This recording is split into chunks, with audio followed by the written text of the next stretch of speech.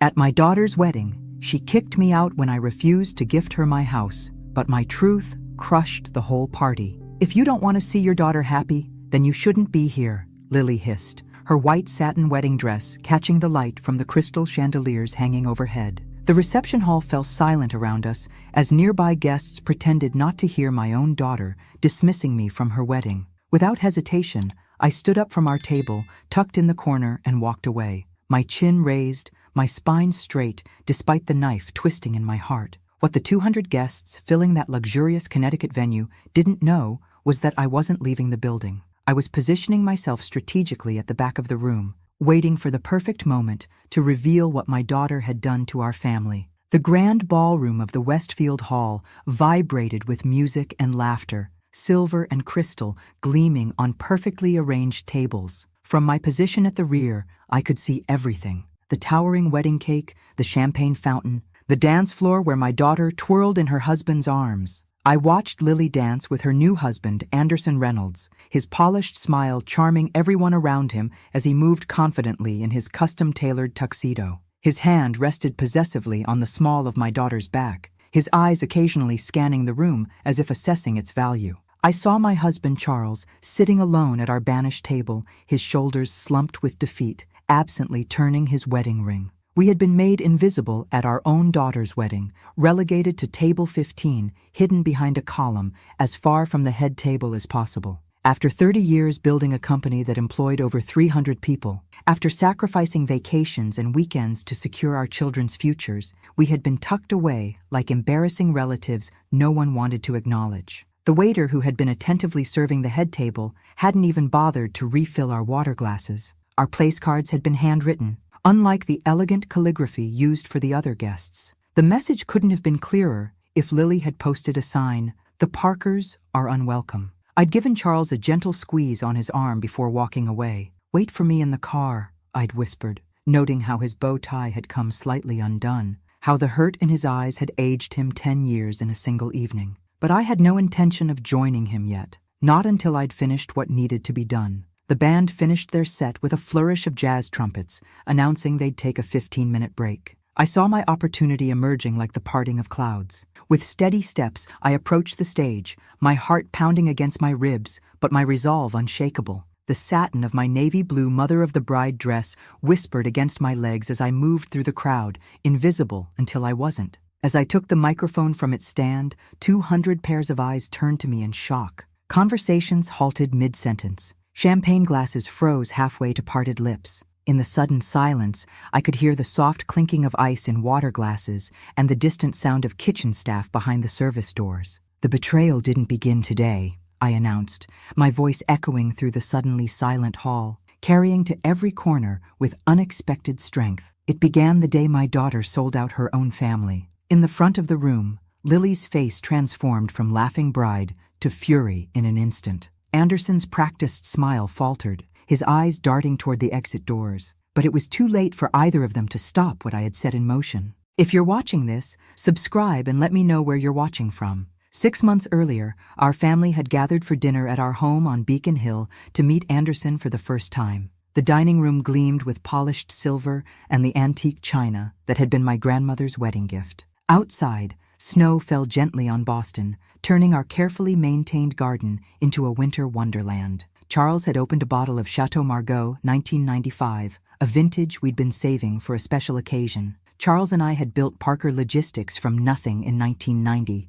working initially from our garage with a single delivery van and a landline phone. Through 3 decades of disciplined work, strategic decisions, and many sleepless nights, we'd transformed it into a respected national company with offices in 12 states. Our home reflected that success, spacious but tasteful, filled with memories of raising 3 children, the walls lined with photographs documenting family milestones against backdrops of increasing prosperity. "To family," Charles toasted, raising his glass. At 60, his hair had gone silver at the temples, but his eyes still held the sharp intelligence that had guided our company through recessions and market shifts. "And to new beginnings." Lily beamed as she guided Anderson around the room, her hand possessively on his arm. At 27, she had her father's height and my determination, her business degree from Wharton proudly displayed in our family room alongside her brother's achievements. "Everyone, this is Anderson," she announced proudly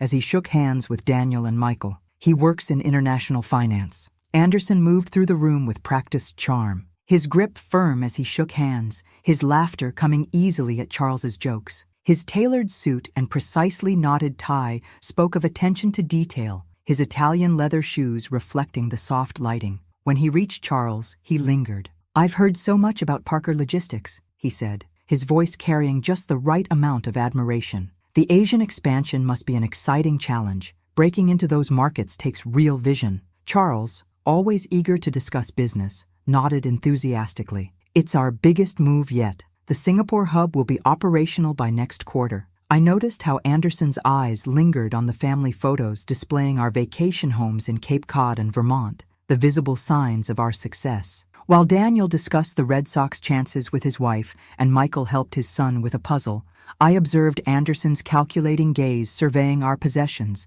taking silent inventory. As I served coffee and my homemade apple tart, Lily circled the table, topping off wine glasses. "Mom makes the best desserts," she told Anderson. "One of her many hidden talents." "I'd love to hear more about how you built the company," Anderson said to Charles. "Starting from scratch and expanding nationally, that's the American dream right there." Later, as I cleared dishes in the kitchen, Daniel appeared at my elbow, his voice low and concerned. At 35, my oldest had his father's analytical mind and my caution. "Mom, there's something off about that guy," he whispered, glancing toward the dining room where Anderson was charming Michael's wife with stories of his travels. "I've seen him before, at a logistics conference in Singapore last year. He was using a different name." I rinsed a plate, dismissing Daniel's concerns with a shake of my head. "You're just being protective. Lily has always said we favor you boys." "This isn't about favoritism," Daniel insisted, his hand on my arm. "Just keep your eyes open. Something doesn't add up." As Anderson helped Lily into her coat at the end of the evening, his smile seemed genuine, but I couldn't shake the feeling that something calculating lurked behind his warm expressions, something predatory, waiting for the right moment to strike. 3 months before the wedding, I noticed disturbing changes in Lily's behavior. My once open daughter, who had called me daily since college, began canceling our weekly lunch dates with last-minute excuses. When she did appear at family gatherings, she arrived late and left early, her attention constantly diverted by text messages that made her smile secretly at her phone. She spent increasing time at the company's financial office, though she'd previously shown little interest in the day-to-day operations. Most troublingly, she started making dismissive comments about the family business's outdated model and limited vision. "Parker Logistics needs to modernize," she declared during Sunday dinner, picking at her food rather than eating it. "The European and Asian markets are evolving faster than we're adapting." Charles frowned, setting down his fork. "We've been in business for 30 years, Lily. Our approach has weathered recessions and market shifts." "That's exactly the problem," she countered, a new edge in her voice. "You're still operating like it's the 90s. Anderson says companies that don't transform get left behind." "Anderson says," I repeated quietly, noting how frequently this phrase had entered my daughter's vocabulary. The tension broke when my phone chimed with a timer. The chocolate soufflé was ready. As I served dessert, I watched Lily texting under the table, her wedding planning binder open but neglected beside her plate. Later that week, we hosted a dinner for potential international partners. Anderson attended as Lily's fiancé, immaculately dressed and immediately at ease among executives twice his age. As coffee was served, he steered the conversation toward our expansion plans. "I heard you're bidding for that major project in Asia," he commented casually, stirring a single cube of sugar into his espresso. "Must be a multi-million-dollar operation, right? The shipping routes alone would require significant restructuring." Daniel, now our operations director, skillfully changed the subject, but I noticed how Anderson's questions had extracted specific details about contract timelines and margins. His casual inquiries had mapped our entire strategy by dessert. The following Tuesday, Daniel arrived at my office unannounced, closing the door firmly behind him. Dark circles under his eyes suggested he hadn't slept. "Mom, I hired someone to look into Anderson. I know it seems extreme, but my gut wouldn't let this go." He placed a manila folder on my desk. "He has an offshore company called West Stream Holdings, registered in the Cayman Islands last year. 3 guesses who's competing against us for the Asian bid." My hands trembled slightly as I opened the folder. Inside were surveillance photos of Anderson entering the offices of our main competitor, financial records of Weststream Holdings, and most disturbingly, evidence they had submitted a bid for our Asian project with details suspiciously similar to our proprietary strategy. How would he get enough information to compete with us? I asked, my stomach sinking with the answer I already suspected. Daniel placed another document before me, system access logs showing Lily's credentials being used to download confidential files repeatedly after hours, including our pricing strategies, client proposals, and proprietary routing algorithms. There's more, Daniel said quietly, his voice heavy. I think you should visit Lily's apartment when she's not expecting you. The next morning, I called Lily with the excuse of needing photographs for a wedding slideshow. Her apartment in Back Bay reflected her success as our company's finance director. Modern furniture, abstract art, floor-to-ceiling windows overlooking the Charles River. Everything meticulously arranged, just like Lily herself. I have most of the childhood photos digitized already, she said, gesturing toward a sleek laptop on her coffee table. Let me find the folder. As she scrolled through images, her phone rang. Glancing at the screen, she stood quickly. I need to take this. Help yourself to coffee. I'll just be a minute. She disappeared into her bedroom, closing the door. I could hear her voice, hushed but animated. I glanced at her laptop, still open on the table. The photo folder was minimized, revealing her desktop. A folder labeled Weststream sat prominently among her documents. My heart pounding, I clicked it open. Inside were dozens of Parker Logistics documents, confidential contracts, pricing strategies, client lists, shipping manifests, even the proprietary algorithm Charles had developed for route optimization. Some files had been modified, margins adjusted, company name changed, but they were unmistakably our documents. With shaking hands, I took photos with my phone as evidence, my mind racing to find some innocent explanation. When I heard Lily's bedroom door open, I quickly closed the folder and returned to the photo application. Sorry about that, she said brightly, settling beside me on the sofa. Wedding vendor crisis averted. I smiled thinly, noticing how she angled the laptop slightly away from me. Lily, what's in that Weststream folder? Her face paled momentarily before her expression hardened. You were snooping through my computer? How dare you? Answer the question, I said, my voice steady despite my breaking heart. It's research, she snapped, for a side project Anderson and I are working on. Research or theft? I pulled out my phone, showing her the photos I'd taken. These are confidential Parker Logistics documents. This one has your father's digital signature still on it. After denials and deflections, her composure finally cracked. She stood, pacing her immaculate living room like a caged animal.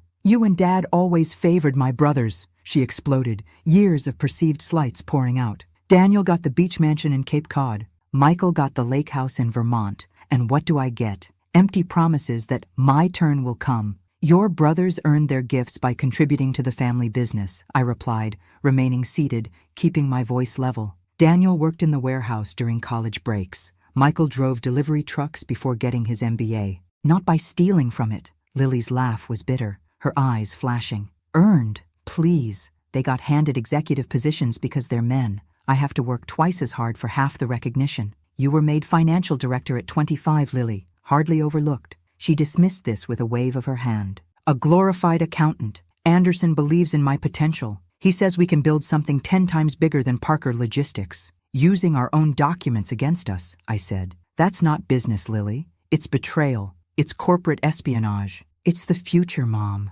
she replied coldly, her chin lifting in defiance. And you just lost your invitation to my wedding. That night, I called an emergency family meeting at our home, excluding Lily. Rain lashed against the windows as thunder rolled across Boston, nature's percussion matching the storm brewing inside our family room. Charles was devastated when I showed him the evidence. His blood pressure rose so dangerously that he needed his medication. His hands shook as he examined the screenshots of our company's most confidential documents found on his daughter's computer. How could she do this? He whispered, his voice breaking. After everything we've built for her? Daniel pounded the mahogany dining table, his law degree and protective instincts converging in righteous anger. We need to call the police immediately. This is corporate espionage, plain and simple. She's still your sister, Michael reminded him, always the peacemaker. His wife nodded beside him, her hand protectively covering her pregnant belly. There must be another explanation. The explanation is that Anderson manipulated her, Charles said, rubbing his temples. He saw our company as a target and used our daughter to get what he wanted. Lily is 27 years old, I reminded him gently. She made her choices. She knew exactly what she was doing. Michael leaned forward, his engineer's mind already seeking solutions. What if we feed them false information? Use this against them? We could create bogus projections? Fabricated client lists? No, I said firmly, setting my teacup down with a decisive clink. We're not playing their game. We're going to handle this the right way. I outlined my plan, a three-pronged approach to protect the company. Gather more evidence and give Lily one last chance to come to her senses before the wedding. Charles and the boys reluctantly agreed, though Daniel insisted on consulting our corporate attorney the next morning. Later, alone in our bedroom with the storm still raging outside, Charles sat heavily on the edge of our bed, loosening his tie with trembling fingers. "Where did we go wrong with her, Eleanor?" he asked, the question hanging in the darkness between us. What did we miss? I had no answer. I could only move to our closet and pull out the old photo albums from the top shelf. Together, we paged through images of Lily growing up, her first steps, dance recitals, graduation, always determined, always wanting more, never satisfied with what she had. "Remember how she negotiated her allowance when she was 9? Charles said, a sad smile playing on his lips. Presented us with a chart showing what her friends received. And the time she traded her Christmas presents with her cousin because his were more expensive," I added. "She's always had this hunger." The rain drummed against our windows as we continued through the years. Teenage Lily rolling her eyes when we couldn't afford the designer jeans her friends wore. College Lily demanding a newer car because her roommate's father had given her a BMW. "We gave her everything we could," Charles said softly. It was never enough. The sudden jangling of the phone cut through our reflections. I checked the caller ID, Lily. My finger hovered over the answer button as I exchanged glances with Charles. Taking a deep breath, I accepted the call. "Is it true?" she demanded without preamble, her voice tight with anger. "Have you removed me from the wedding house list?" "We're reconsidering all wedding arrangements in light of recent discoveries," I replied carefully. "You promised me that beach house as a wedding gift," she hissed. "Daniel got his, Michael got his. It's my right." "Your brothers didn't betray the family," I responded, keeping my voice steady. "They didn't steal proprietary information to undermine the company that pays your salary. So that's it? You're going to punish your only daughter for trying to build her future?" Her voice cracked slightly, and for a moment I heard the little girl who had once sought my approval in everything. "No, Lily," I said softly. "I'm protecting the family you decided to attack." One day before the wedding, I visited Lily at the Four Seasons Hotel where she was staying with her bridesmaids. The hotel lobby bustled with wedding vendors delivering flowers and last-minute preparations. The wedding planner, whom we were paying $15,000, barely acknowledged me as I passed. "Mrs. Parker?" The concierge nodded respectfully. "Miss Parker is in the presidential suite. Shall I announce you?" The suite was a flurry of activity. Makeup artists arranging their palettes, bridesmaids in matching silk robes taking selfies, champagne bottles and ice buckets. Lily, sitting by the window while a stylist arranged her hair, looked up in surprise when I entered. "Mom, I didn't expect you." Her tone was guarded, but I detected a hint of hope beneath it. "I need to speak with you, privately." After dismissing her entourage with practiced authority, Lily followed me to the hotel's garden terrace. Spring flowers bloomed in carefully arranged planters, the air fresh after yesterday's storm. We sat at a wrought iron table, two women who shared blood but seemed unable to understand each other. "I appreciate you coming," Lily said, smoothing her silk robe. "Does this mean you've reconsidered the house?" I looked at my daughter, really looked at her, trying to see past the expensive highlights, the perfect manicure, the entitled tilt of her chin. Somewhere beneath the polished exterior was the child who had once run to me with skinned knees and broken toys, trusting me to fix everything. "It's not too late to fix this, Lily," I said gently. "End things with Anderson. Return the documents. We can work through this as a family." She stared at me incredulously. "End things? The day before my wedding? Are you insane? Anderson is using you to get to our company. The investigation we've conducted shows a pattern. He's done this before." "Investigation?" She laughed bitterly, shaking her head. "Of course. You still don't understand, do you? I don't want to be fixed. I want what's mine by right." "The beach house was never yours," I explained calmly, folding my hands on the table. "It was a conditional gift, like it was for your brothers, based on loyalty and contribution to the family." "Loyalty?" she sneered, the word dripping with contempt. You kept me in my brother's shadow for years. Daniel runs operations, Michael manages logistics, and me, I just handle financial reports. Because you never showed interest in anything but the money, I replied sadly. Your brothers started in the warehouse, learning every aspect of the business from the ground up. You refused summer jobs there, calling the work beneath you. Well, you got what you wanted, Lily snapped. I've finally taken an interest in the family business.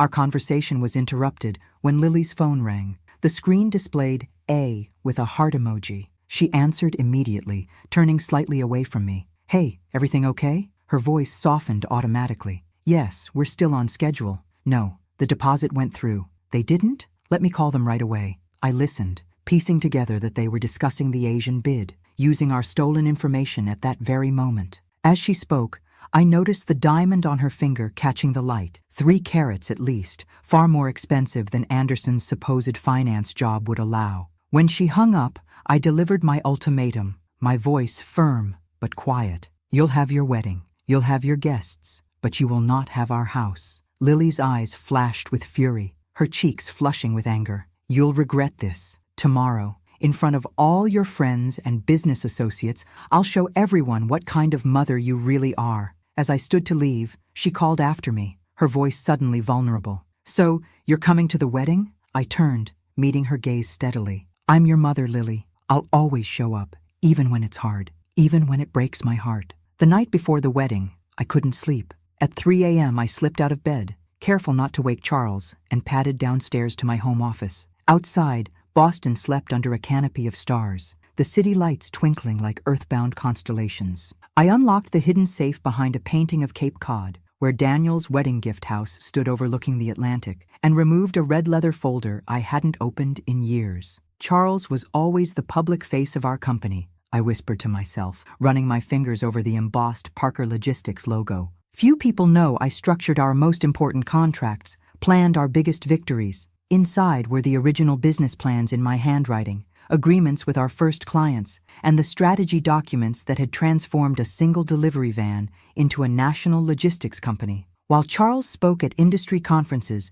and graced the covers of business magazines, I had worked behind the scenes, designing the systems and relationships that made Parker Logistics successful. I called Daniel at 3:30 a.m., knowing my meticulous son would answer regardless of the hour. Mom? His voice was instantly alert. What's wrong? I need those surveillance photos from your investigator, I said without preamble, and I want complete access to Weststream's transaction history. Now? It's the middle of the night. The wedding is tomorrow, Daniel. We're running out of time. 2 hours later, showered and dressed in a crisp pantsuit, I sat at my kitchen table reviewing the additional evidence Daniel had sent over. The coffee had grown cold beside me as I pieced together the full extent of Anderson and Lily's scheme. Weststream Holdings had been incorporated precisely 1 week after Anderson and Lily's first date. Bank transfers showed regular payments from the company to Lily's personal account, coded as consulting fees. Email exchanges between them discussed specific Parker Logistics clients they planned to poach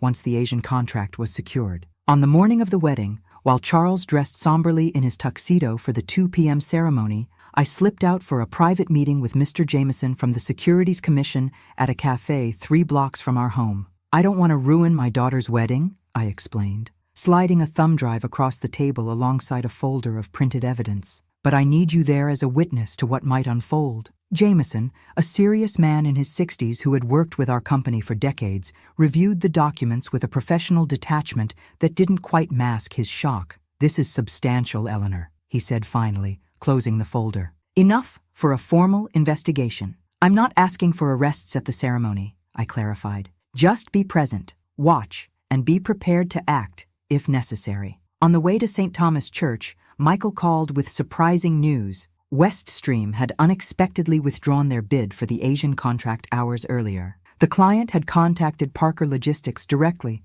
selecting our proposal. What did you do, Mom? Michael asked, his tone a mixture of confusion and admiration. Just leveled the playing field, I answered cryptically, watching Boston's historic buildings pass by as Charles drove in silence, his knuckles white on the steering wheel. The spring air was fragrant with cherry blossoms as we arrived at the church, elegant cars lining the street outside. Guests in designer suits and fascinators greeted each other warmly, air kissing and exclaiming over the beautiful weather. Charles and I walked up the stone steps together, his hand steady at the small of my back. "Are you sure about this?" he murmured as we reached the ornate wooden doors. I nodded, squeezing his arm gently. Some lessons are learned the hard way, even by our children. St. Thomas Church was filled with Boston's high society, bank executives, real estate developers, old money families whose names graced university buildings and hospital wings. The Gothic arches soared overhead, light streaming through stained glass windows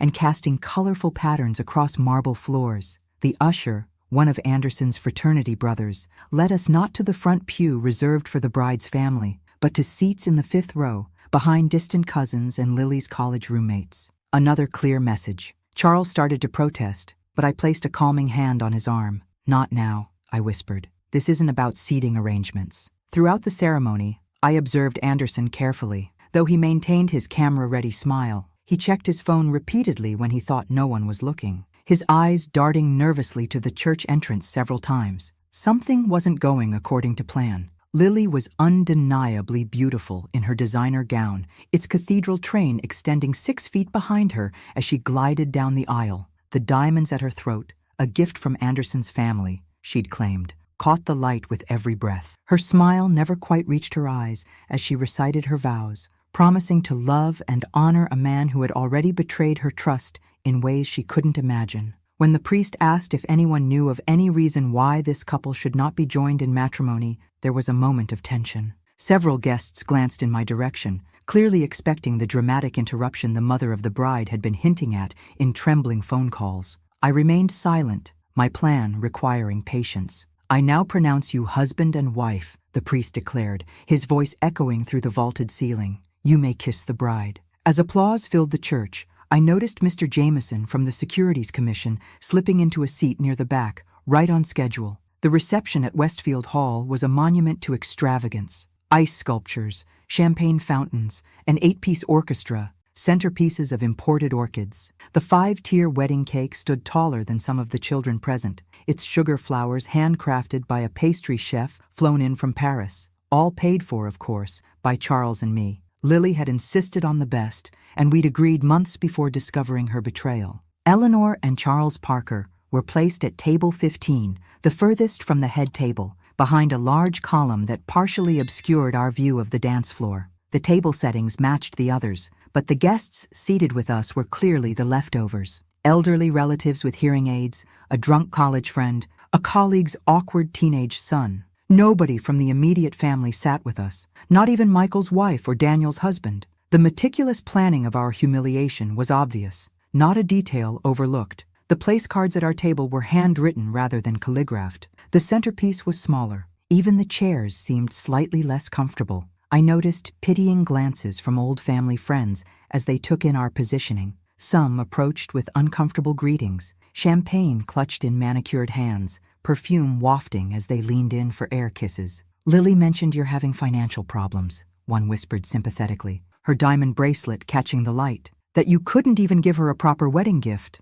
"Such a shame about the beach house," another murmured. Anderson had already hired an architect to renovate. The false narrative was circulating throughout the hall. The Parkers were bankrupt, had refused to help their daughter out of bitterness, were being pushed out of the business they'd founded. Guests whispered behind programs, eyes darting to our isolated table before quickly looking away. Charles's face flushed with anger as he overheard the rumors. "This is outrageous," he muttered, his fist clenching around his water glass. "We should leave." I covered his hand with mine, feeling the tension in his fingers. "Not yet," I said quietly. "Trust me." As the sun set outside, casting golden light through the hall's floor-to-ceiling windows, I watched Lily and Anderson work the room like politicians. They moved from table to table, accepting congratulations and gifts, their practiced smiles never faltering. Anderson seemed to have recovered his composure, though his eyes still occasionally darted to the entrance. "He doesn't know the Securities Commission is already here," I observed quietly to Charles. "He's waiting for someone else." Charles raised an eyebrow. "What exactly did you do, Eleanor?" Before I could answer, the orchestra finished their set, and the MC announced it was time for speeches. The time for speeches arrived like the calm before a storm. The lights dimmed slightly as the MC tapped the microphone, calling for everyone's attention. Champagne glasses were refilled as guests settled into their chairs, anticipating the usual parade of heartfelt tributes and embarrassing anecdotes. Anderson's best man, a tanned investment banker with 2 white teeth, took the stage first. He told stories of their college days, carefully edited to remove the more scandalous episodes, and made jokes about Anderson's brilliant future in the business world. To know Anderson is to know ambition, he concluded, raising his glass. He doesn't just dream big, he makes those dreams reality, whatever it takes. Lily, you've got yourself a man who will stop at nothing to get what he wants. The irony wasn't lost on me. Next came the maid of honor, Lily's sorority sister, who praised my daughter for finally emerging from her family's shadow to shine on her own. Lily was always meant for greatness, she gushed, her voice slightly slurred from too much champagne. She just needed someone who recognized her potential instead of holding her back. To Lily and Anderson, the power couple we've all been waiting for. Charles's knuckles whitened around his glass. I placed my hand over his, silently urging patience. Then Anderson himself took the microphone, straightening his designer tie as he surveyed the room with practiced confidence. His perfect smile revealed teeth as expensive as they were straight. First, I want to thank Charles and Eleanor for their contribution to this celebration, he said, his slight pause communicating volumes. Several guests exchanged knowing glances, the rumors about our financial troubles seemingly confirmed. But today isn't about the past, he continued smoothly. It's about the future Lily and I are building together. He paused for effect, his timing as calculated as everything else about him. In fact, we're excited to share that we've just closed an international partnership that will take our new venture to heights the previous generation only dreamed of. Surprised looks passed between executives present, many of whom worked with Parker Logistics or sat on our board. The implication was clear. Anderson was declaring victory over our family company, announcing his triumph before he'd even changed out of his wedding tuxedo. Several guests shifted uncomfortably, sensing the inappropriate timing of such a declaration. Others leaned forward, hungry for the drama unfolding before them. Lily took the microphone next, kissing Anderson's cheek before turning to face the room. In her white gown and diamond tiara, she looked every inch the princess she'd always wanted to be. Her voice was sweet, but carried an unmistakable note of vengeance. "We want to thank everyone for being here today," she began, her smile tight at the edges. "Even those who couldn't find it in their hearts to truly celebrate our union." Her gaze traveled across the room to land directly on me, her eyes hard, despite the smile fixed on her face. "Let's toast to the woman who always preferred her sons to me," she continued, raising her crystal champagne flute. "The woman who couldn't even give her daughter a wedding gift after giving houses to my brothers." Uncomfortable laughter rippled through the hall.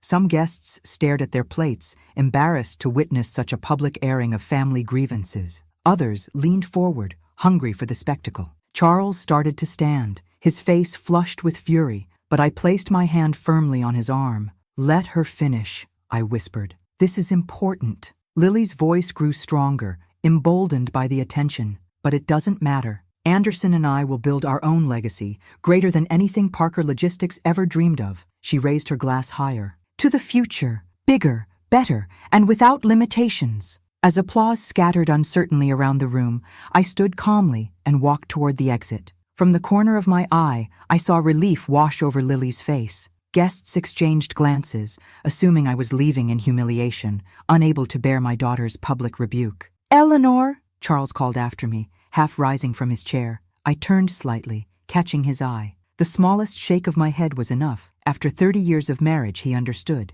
I wasn't retreating. I was repositioning. Instead of walking out the grand double doors, I headed to the back of the hall, where equipment and staff were partially hidden behind elegant screens. The wedding coordinator, who had been coolly professional with me throughout the planning process, looked surprised to see me approaching the service area. "Mrs. Parker, do you need something?" I ignored her, moving directly to the DJ booth, where a young man with a neatly trimmed beard was cueing the next songs for after the speeches. "I need to speak with you," I said quietly, sliding a folded $100 bill across his table. "And I need a favor." I explained what I wanted while extracting a small USB drive from my evening purse. His eyes widened as he understood, but the money, and perhaps the drama, convinced him. "You're the mother of the bride," he said with a small shrug. "If you want the microphone, it's your right." From this vantage point, I could see the entire reception unfolding. Lily had finished her speech, and was now cutting the cake with Anderson, both of them laughing as they posed for photographs.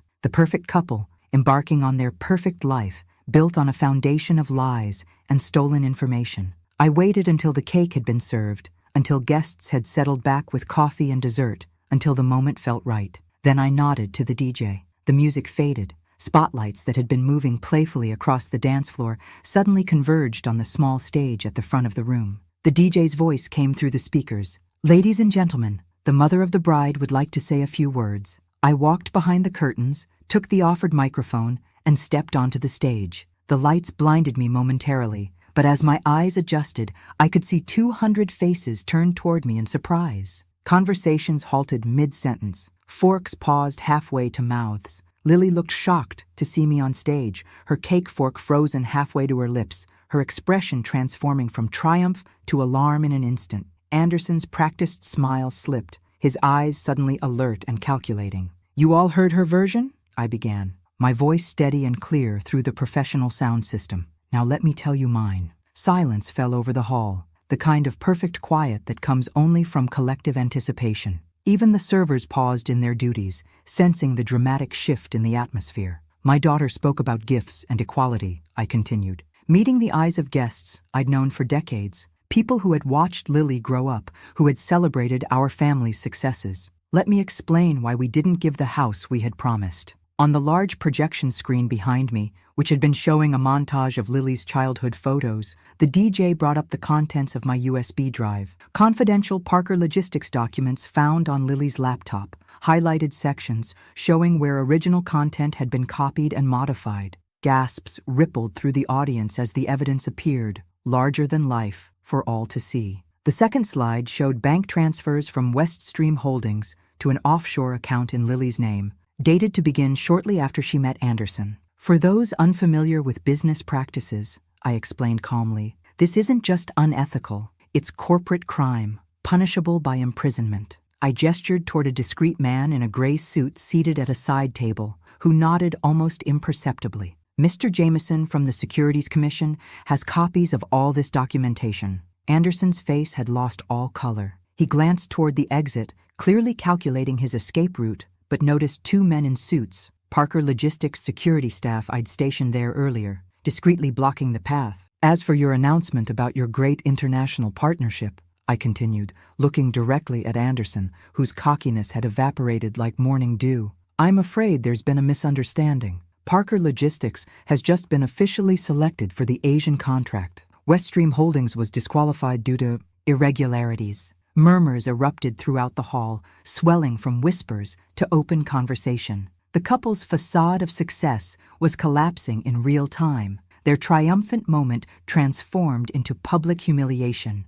"Mom, stop this!" Lily shouted, standing up so quickly that her chair toppled backward, her face flushed with rage and embarrassment as she realized her carefully constructed narrative was unraveling thread by thread. I held up my hand, silencing her with a gesture that reminded everyone present who had raised whom. I maintained my composure on stage, drawing strength from decades of boardroom negotiations and difficult business decisions. My voice softened slightly, becoming more maternal than prosecutorial. "And if you're wondering about the house that was to be the wedding gift," I continued, as the room hung on my every word, "it's already in someone else's name." The screen changed to show a property transfer document, the legal language clearly visible to all. 3 days ago, we transferred the beachfront property to someone who has always respected this family and its values, my grandson, Luke. Cameras and eyes turned to Luke, Michael's 8-year-old son, who looked confused by the sudden attention. Wearing a child-sized tuxedo with a slightly crooked bow tie, he blinked at the adults, staring at him. "The house will remain in a trust until he turns 25, I explained. "A legacy for the next generation who, we hope, will understand the value of loyalty and honesty." I looked directly at Lily, whose makeup had begun to streak with angry tears. "This isn't about punishment, Lily. It's about protection. Protecting what your father and I built, what your brothers helped maintain, and what would have been yours too, had you chosen differently." Lily stormed furiously across the hall, the train of her gown catching on a chair leg and ripping with a sound that echoed in the increasingly quiet room. "You're ruining my wedding!" she screamed, trying to snatch the microphone from my hand. How could you do this to me? I stepped calmly away, maintaining my dignity. Your wedding was ruined the moment it was built on lies and betrayal. I didn't do this to you, Lily. You did this to yourself. Anderson, seeing his reputation and plans crumbling, tried to discreetly slip toward a side exit. One of the investors I'd invited, the CEO of a shipping company that had almost partnered with Weststream, blocked his path. Going somewhere, Reynolds? He asked loudly. Or whatever your name really is? Another guest, an important investor who sat on several corporate boards, stood and announced he was leaving. I've seen enough, he declared, buttoning his jacket with finality. Eleanor, Charles, we'll talk next week. Like dominoes, others followed his example. Within minutes, the luxurious hall began to empty. Tables of half-eaten cake and full champagne glasses stood abandoned as guests made hasty exits, unwilling to be associated with the scandal unfolding before them. I descended from the stage and walked to Charles, who received me with a silent embrace, his arms strong and sure around me. When I came down from the stage, I would later tell friends who asked how it felt. Charles smiled and whispered, "That was beautiful." And in that moment, despite everything, I felt peace. The day after, news spread through Boston's business circles like wildfire. Parker Logistics issued a formal statement announcing Lily's removal from the company and legal measures against the misuse of confidential information. Our stock price, far from falling as I'd feared, actually rose 2 points as investors appreciated our decisive handling of the crisis. I received a call from Lily around noon, her voice now hysterical rather than commanding. "You destroyed my life," she sobbed. "Anderson abandoned me. He left the hotel last night and isn't answering my calls." "He got what he wanted from you," I responded calmly, looking out my office window at the Boston skyline. Privileged information. When that didn't work, there was no reason for him to stay. Where will I live? What will I do? The entitled princess had vanished, replaced by a frightened young woman facing consequences for perhaps the first time. "You're a Parker," I answered, my voice firm but not unkind. "We don't raise victims. I'll transfer enough money for a modest apartment and 6 months of expenses. The rest is up to you." Meanwhile, Daniel's investigation continued, uncovering that Anderson had done the same at 2 other companies before, seducing people with access to privileged information, using the data for competitive advantage, then disappearing when things went south. Parker Logistics had simply been his most ambitious target with the biggest potential payoff. A week later, I received an unexpected call. Anderson's mother, from Connecticut. "I saw what happened," she said, her voice heavy with resignation. "It's not the first time. I'm sorry for what my son did to your family." The conversation gave me a new perspective on how toxic patterns can perpetuate through generations, and my determination to break that cycle in my own family grew stronger with each passing day. 6 months later, the Parker mansion was animated with a birthday celebration, Charles turning 60. The dining room echoed with conversation and laughter as the whole family gathered around the table where so many decisions, arguments, and reconciliations had taken place over the years. Daniel and his husband discussed expanding the company's West Coast operations. Michael and his wife showed ultrasound pictures of their second child. And at the far end of the table sat an unexpected figure, Lily. After months of therapy, cautious reconciliation, and volunteer work, part of my conditions for helping her rebuild her life, she had been invited to family gatherings again. She was quieter now, more reflective, her designer clothes replaced by simpler attire, her flashy jewelry gone. There was no grand scene of forgiveness, no dramatic embraces, just small steps toward healing. Lily helped in the kitchen without being asked. She spoke politely with her brothers. She played board games with Luke, who didn't understand the complexity of what had happened, only that his aunt had been away and was now back. During dinner, Charles stood to make a toast, his glass of wine catching the light as he looked around at the faces of those he loved. "To family," he said simply, "to building something that lasts, to protecting what matters, and to second chances when they're earned." His eyes met mine across the table, filled with the wisdom that comes only from weathering storms together. And to Eleanor, who had the strength to do what was necessary when our family was threatened, the true backbone of everything we've built. Later, in the garden where spring flowers had given way to summer blooms, Lily and I had a moment alone. She twisted a plain silver ring on her finger, the diamonds and sapphires of her engagement ring long gone. "Did you know?" she asked quietly. "Did you know Anderson would abandon me as soon as your plan was exposed?" "I suspected," I admitted, watching a butterfly land briefly on a nearby rose. Men like him don't love people. They love what they can extract from them. She nodded slowly, absorbing this. How did you know you were right and I was wrong? She asked, her former arrogance replaced by genuine curiosity. When you've lived as long as I have, I said, you learn that true power isn't in winning at any cost. It's in knowing when to fight, when to forgive, and when to give people the chance to learn from their mistakes. The final scene showed our family gathered for a photograph on the mansion's wide front steps. Not a perfect reconciliation. There was still tension, carefully maintained spaces, wounds still healing. But there was also hope, a fragile bridge being built across the chasm of betrayal. Luke approached me as we arranged ourselves for the picture, tugging gently on my sleeve. Grandma, thank you for trusting me with the house, even though I can't live there now. I smiled, touching my grandson's face affectionately, seeing in his eyes the future of everything Charles and I had built. Sometimes, the daughter you raised breaks your heart, I said softly, though not so softly that Lily couldn't hear from her position on the steps behind us. But the family you rebuild afterward can make it even stronger. As the photographer counted to 3, the expression on my face showed not the triumph of revenge, but the quiet peace of someone who had protected what mattered most, even when it meant making the hardest decisions a mother could face. Thanks for listening. Don't forget to subscribe and feel free to share your story in the comments. Your voice matters.